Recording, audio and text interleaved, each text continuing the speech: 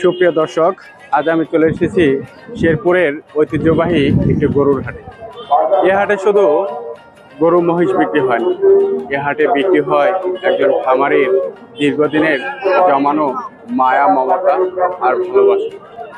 হয়তো আপনারা সাধারণভাবে দেখে থাকবেন একটি গরু বিক্রি করে একজন খামারি কিনে নিয়ে যায় একজন ক্রেতা, কিন্তু সেই গরু বিক্রির পিছনে রয়ে যায় অনেক স্মৃতি, অনেক মায়া, অনেক মহব্বত।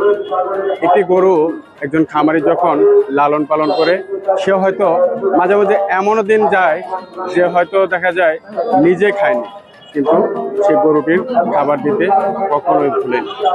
আর সে মায়া, সে মহব্বত দীর্ঘদিন লালন পালন করার পর বিক্রি করে দিতে হয় শুধুমাত্র কিছু টাকার প্রয়োজন।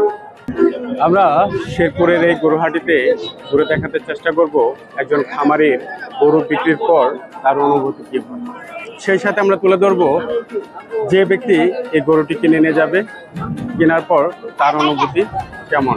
কাজেই সাথে থাকবেন, দেখতে থাকুন আজকের পুরো ভিডিওটি। ধন্যবাদ।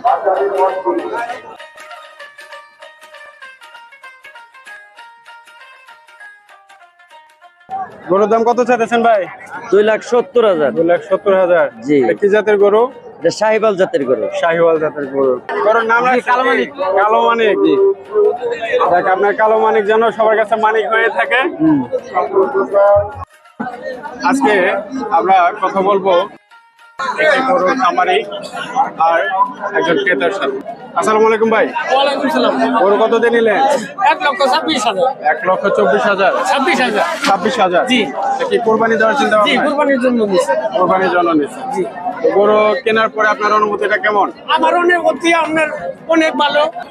হ্যাঁ, গরু আপনার? গরু কত বিক্রি করলেন? 26,000। 1,26,000। 1,26,000। এটা আপনার কে পালের গরু নাকি আমার কিনা? পালের গরু। আপনার পালের গরু। আমার পালের গরু। মানে আপনার ঘরে, আপনার গোয়ালে এর জন্ম, হ্যাঁ। আপনার গোলঘর থেকে চলে যাচ্ছে আজকে ভাইদের কাছে। হ্যাঁ।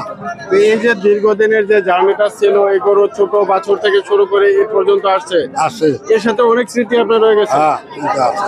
সেটা কি 1,26,000 ভুলে যাবেন? 1,26,000 অন্য অন্য। আচ্ছা, ওই 1,26,000 কি আপনি এই স্মৃতিগুলো ভুলে যাবেন? হ্যাঁ, বলি না। ভুলে যাবেন। হ্যাঁ।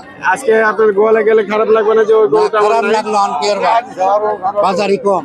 বাজার কম না, আমি আসলে সেই বিষয়টা বলতে চাচ্ছি না, যে আগে যে আপনার গরুটা